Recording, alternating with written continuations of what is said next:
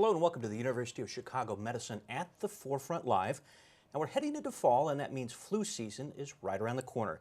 The flu is a miserable illness that can mean days away from work or school, and for some people, it can even be deadly. Millions of Americans get the flu each year, and thousands will die. Now, flu is, for the most part, preventable. Dr. Allison Bartlett and Dr. Emily Landon join me today to discuss flu, how you get it, how you prevent it, and we'll also be taking your questions, so start typing. As always, we want to remind our viewers, though, that our program today is not designed to take the place of a medical consultation with your physician. Now, let's start right off with our physicians, and if you guys can introduce yourselves and tell us about your areas of expertise. Sure. My name is Dr. Allison Bartlett. I am a pediatric infectious diseases specialist here at the University of Chicago and Comer Children's Hospital. I also work with Dr. Landon in the infection prevention department. I'm Dr. Emily Landon, and I'm an adult infectious diseases doctor, and I'm the medical director of our infection control program here at the University of Chicago. All right, let's get right to our questions. It's mid-October. How is the 2018 flu season going so far? Does this one look like it might be better than last year or worse, or what are the thoughts so far? I think the flu season's pre-contemplative. It hasn't decided to show up yet, Okay. which is great. Every day that we don't have flu is a good day. Yeah, I think we've had, occasional sporadic cases, but unfortunately no trends yet, which could be good. We're going to go with it's going to be good. Let's talk about trends for a minute, because it always kind of fascinates me when we talk about the flu vaccine each year and the trends that are spotted by physicians and scientists. How do you do that? What do you look for in the flu season to determine how to treat it? Influenza treatment is pretty much the same for most different kinds of influenza, but how we prevent it is really where it matters most about what strain is going to be circulating. The people that develop the flu vaccines go ahead and look at what's happening in the southern hemisphere that had winter just over when we were having our summer, and they figure out what's been spreading through the southern hemisphere and use that to make the vaccine that we're going to use and that many people are already getting for this year's flu season. So last year's flu season, I remember, was a pretty bad one. Yeah. How bad was it, and why was it so bad last year? So last year was one of the worst flu seasons lately. So 2011, when we had a pandemic, was bad, but last year over 80,000 deaths from the flu. Several different types of flu circulating, so people were able to get the flu more than once. And unfortunately, the main kind of flu that was circulating is one that we just haven't quite figured out how to make the vaccine work quite as well for. You know, it's interesting. I think when we kind of discuss the topic of flu, people just think of being laid up for a few days. But you mentioned 80,000 fatalities due to the flu, and so it's very serious. And it is important for people to get the flu vaccine, no matter your fears of it. You should go do it. Yes, and the recommendation here in the United States is for everyone who's 6 months of age and older to get the flu vaccine. There are certain groups that are at more increased risk from getting extra sick from the flu, but really everyone is at risk, and so everyone should be vaccinated. And we want to remind our viewers that we are taking questions for the physicians, so please start typing. We'll try to get to as many as possible over the next half hour or so. So are the types of flu, the strains, different year to year, and how do they differ? Yeah, they do. They switch up a little bit. There are sort of these main types of influenza. Like you sometimes hear about H3 influenza and H1 influenza, and sometimes you hear about the avian influenza, which happens to be an H5 influenza. These are all sort of different major types of influenza A. And each one has to require a different kind of vaccine, although the vaccine that we use here has 4 different strains, 2 of influenza A and 2 of influenza B in it. But it's whether or not the specific subtype of H3 matches up exactly, or H1. The years that we have H1 disease predominating are usually not as bad. The years that we have H3 predominating are usually the tougher ones. That's what Dr. Bartlett was mentioning about the vaccine isn't quite as effective for those. Last year was an H3 year. If we're all really lucky, this will be an H1 year. Okay, so you're getting into an area that I really find fascinating when it comes to the influenza virus and how we try to prevent against it. So there are actually 4 vaccines in one? Is that how it works? Mm-hmm. There's protection against 4 different kinds of influenza in one vaccine. Okay. And so do you have to hit it right on the money, or if you get pretty close and you're good? Both? Yeah. I think we can all agree that there's sort of like a scale of how well influenza vaccines work.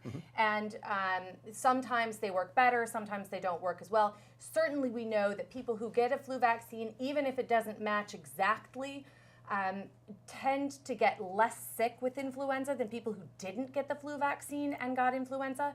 So the vaccine provides protection even if it doesn't keep you from getting the flu all the way. And that can be really, really important for decreased, if you're not as sick, then you're not transmitting as much to those immunocompromised and young people and old people around you. And if they don't get as sick, it can make the overall epidemiology of the flu season, or how many people get sick, how many people die, how many people have complications, can be a lot improved, even with a much less effective vaccine. So why does the influenza virus take on different forms from one year to the next? And what influences the mutation? I think that's a great question that a lot of scientists are working hard to figure out, and we don't have all the answers. Certainly, this sort of changing between major groups and switching in between minor groups happens all the time. The flu virus is one that's not just affecting humans, it affects animals as well. So we hear about avian influenza. It turns out that flu likes to infect birds, it likes to infect pigs, and a lot of recombining of the genetic material happens. And so in areas where there are people and pigs and birds together, more mixing happens, and that's when we get some of the new strains that can happen. Okay. Talk to us a little bit about the biomechanics of the flu shot. What's a good time to get a shot?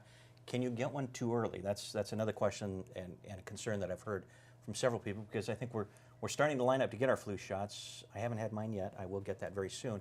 But can you get it too early in the season and then not be protected at the back end of the season? I don't think so. I think as long as you get the flu shot, it doesn't come out until like the beginning of September each year. So maybe if you got it in July or August, but no one's able to do that because there is no flu vaccine available for that season yet.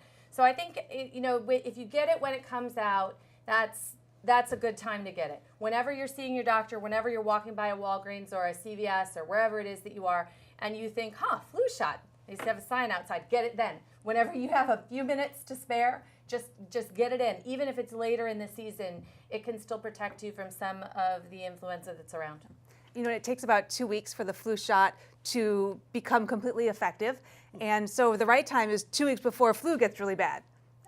But who knows when that's going to be? Exactly. So getting yourself in a routine of going back to school in the fall, time to start thinking about getting your flu shot for the year. You mentioned 2 weeks before the season gets. We've already seen some flu cases, haven't we? Yeah. We've seen some sporadic flu cases, and that's not atypical for this time of year. But it hopefully will be several weeks or months before we start seeing a rapid increase in the number of cases. So you mentioned 2 weeks is what it takes to really get going within you. How does the flu shot actually work inside your body? What does it do?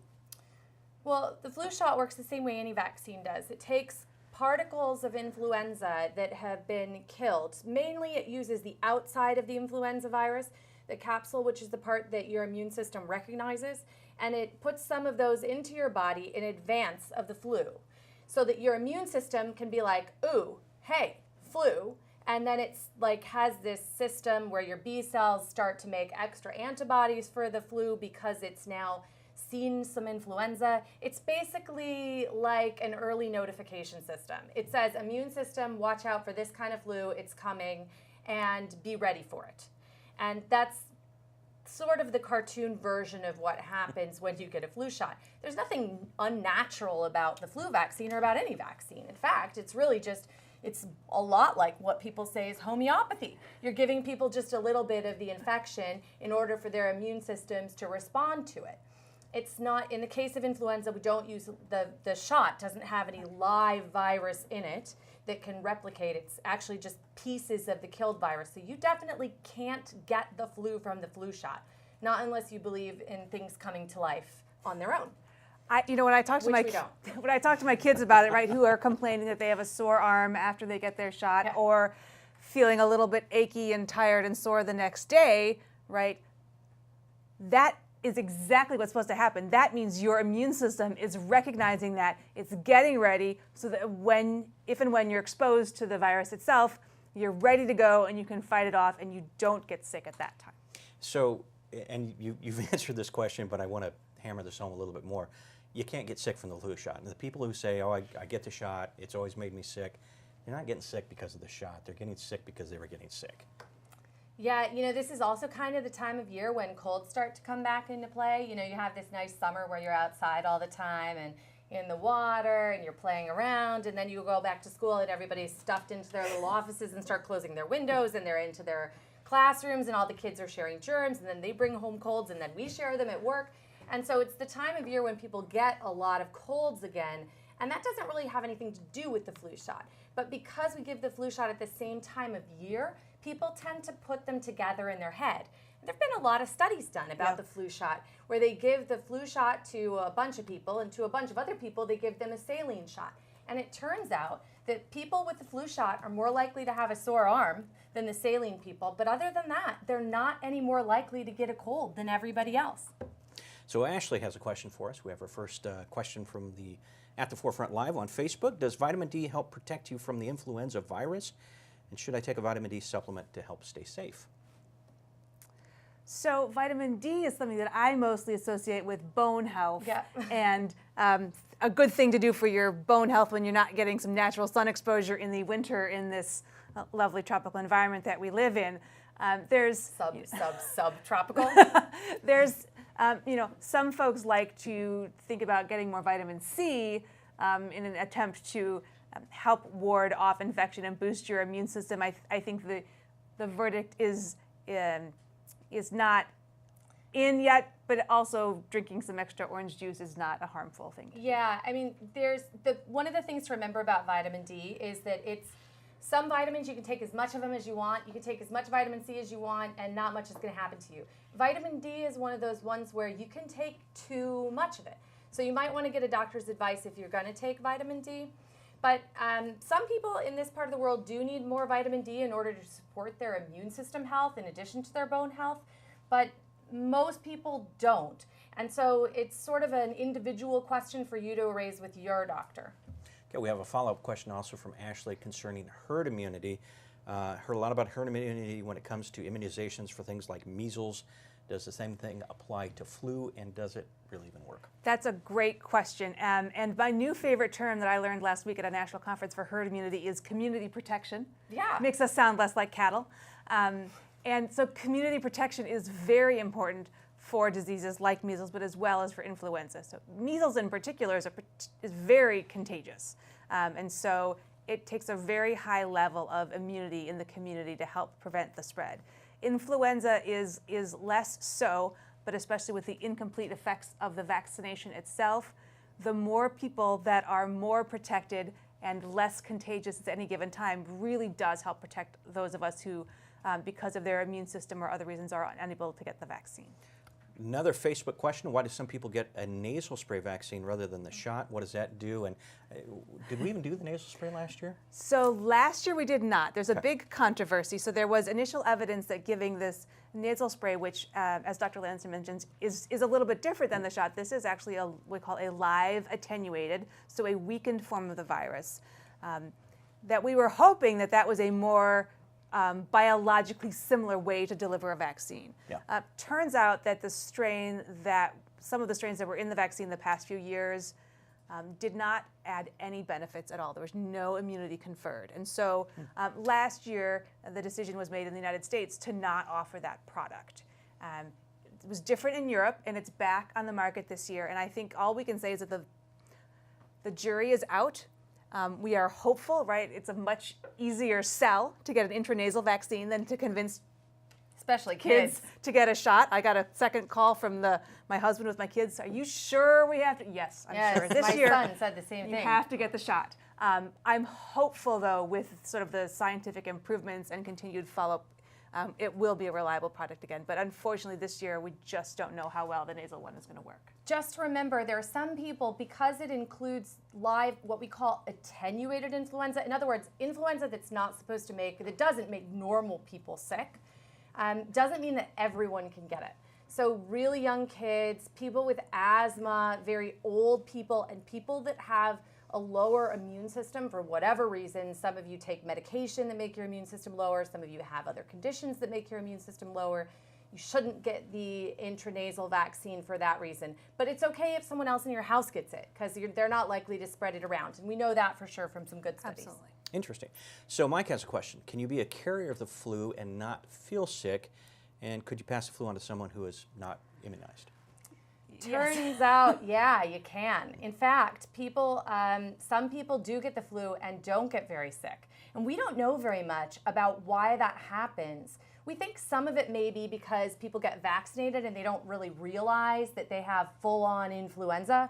But other people just get the flu and don't ever feel bad, and they can pass it on to other people. We're really worried about what happens when that happens in the healthcare system, so we screen people and watch really closely in the hospital. But it's something to think about at home. If you've been exposed to influenza, you could get flu and not really have many symptoms, which is good for you, but bad for the people living with you.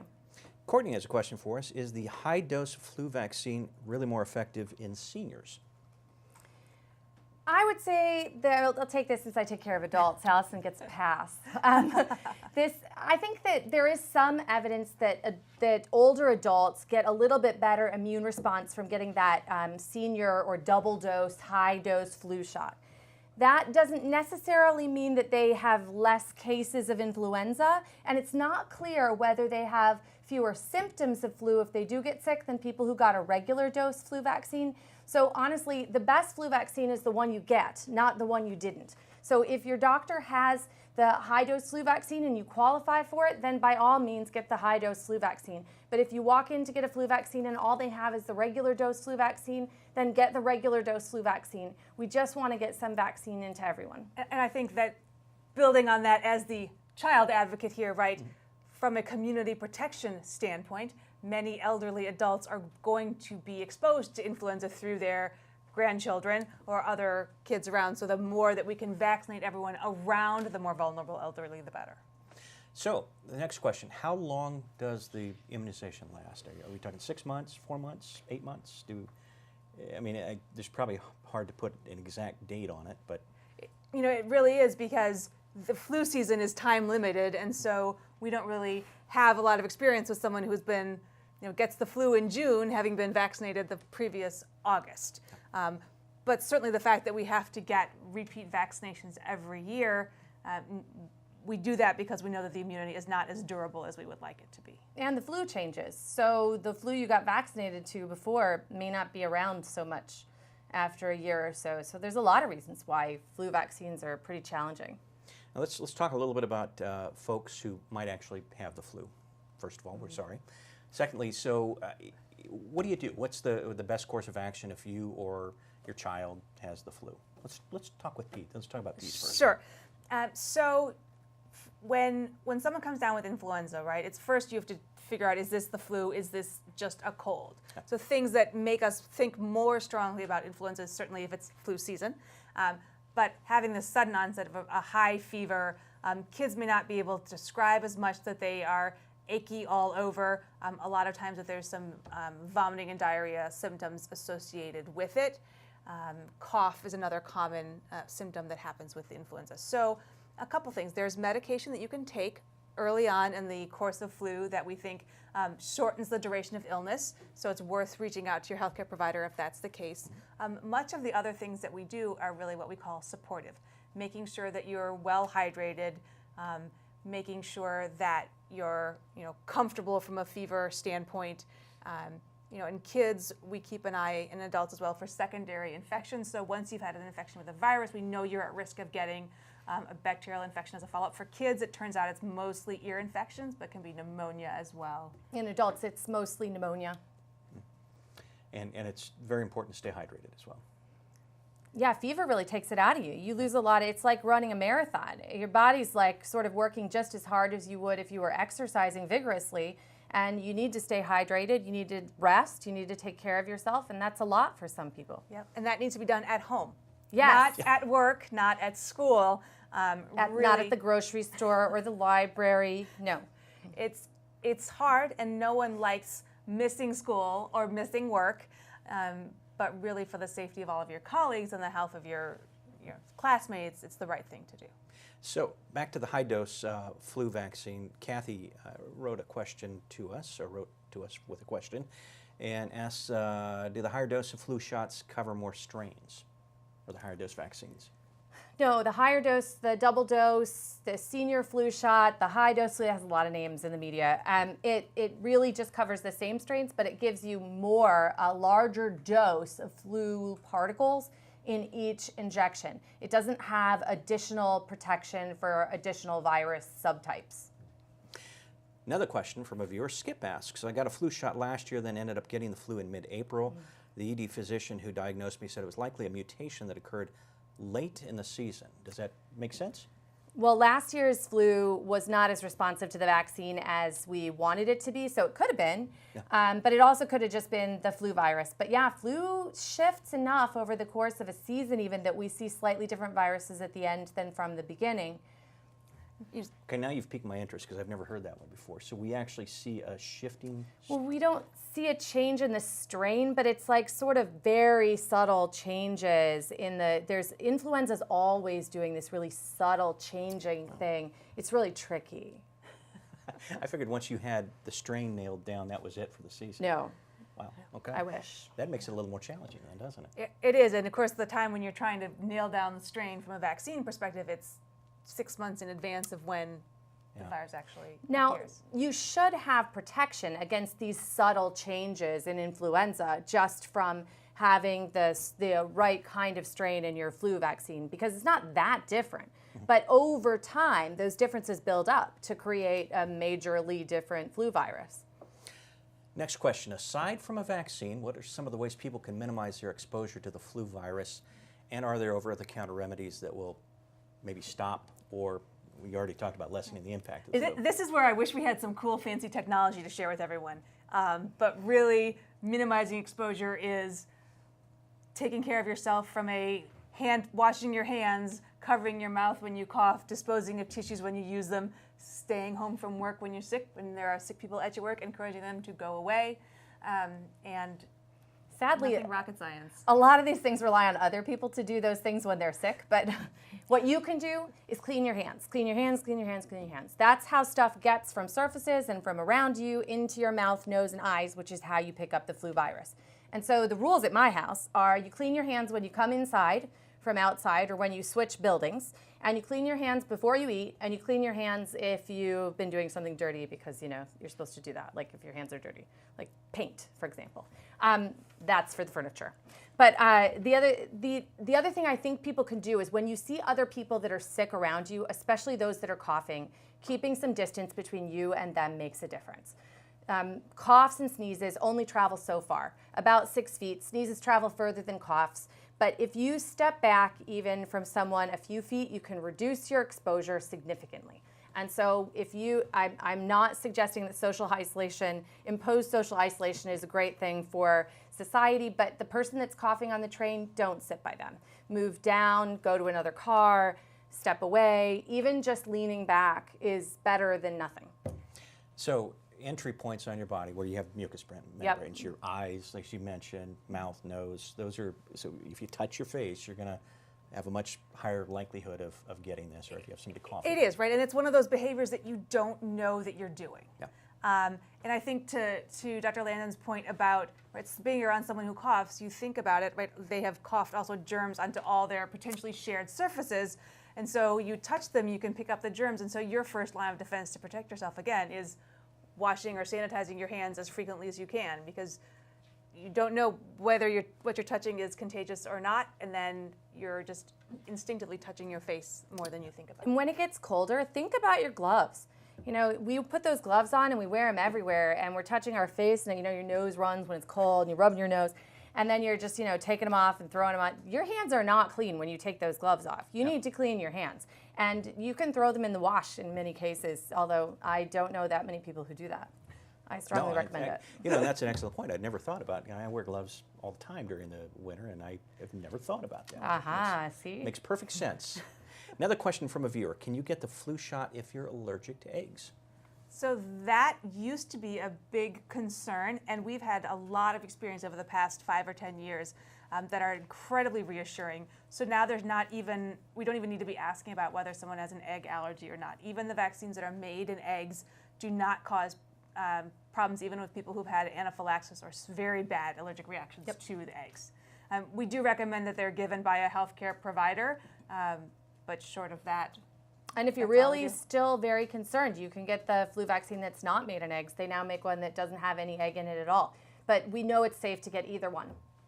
So is it as effective, the version without eggs? Yeah. Interesting. Okay. We understand it to be, the best evidence is that it's just as effective. Okay. So, and you touched on this a little bit earlier, but I want to kind of reinforce this. How can you tell if some people just think they have a bad cold and not realize maybe they're quite as sick as they are? Stay home, but how do you know if it's actually the flu? Well, you know, if you go to the doctor and they do a test to see whether or not you have flu viral particles in your nasopharynx or the part of the space between your nose and your mouth. That's the best way to tell for sure.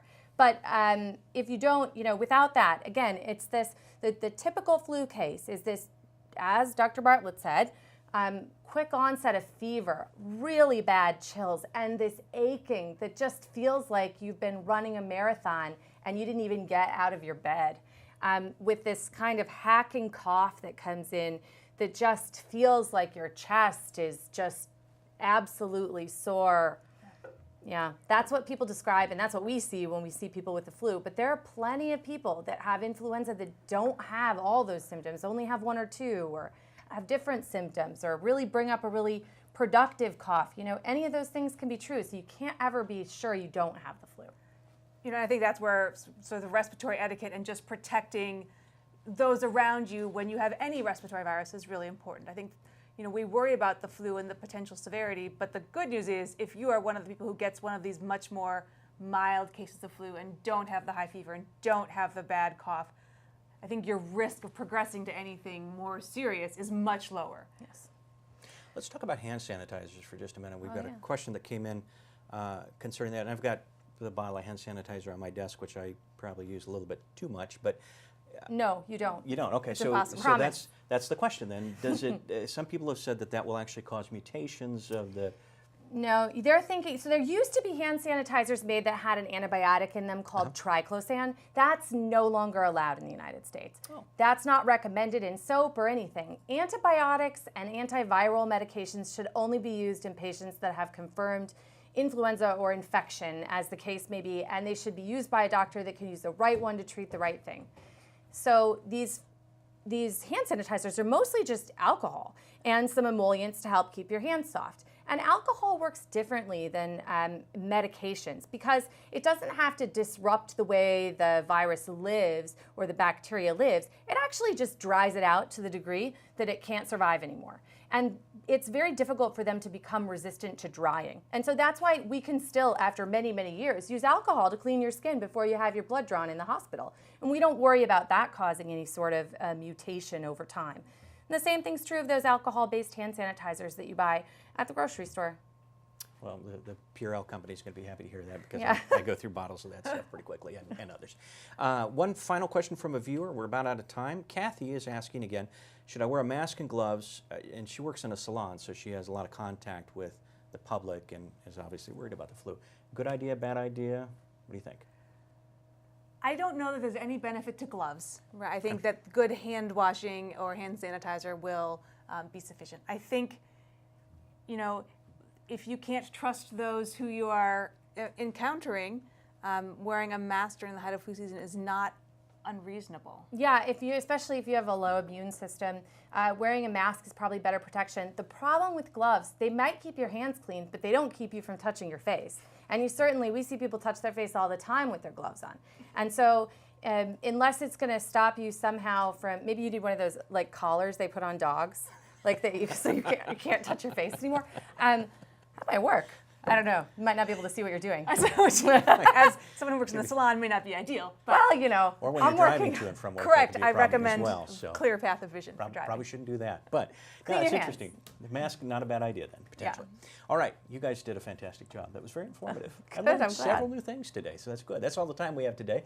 We want to thank Dr. Bartlett and Dr. Landon for their help with this program and all of the wonderful information that they gave us. If you want to learn more, please visit our website at UChicagoMedicine.org or call 888-824-0200. Thanks again for watching At the Forefront Live. Hope you have a great week.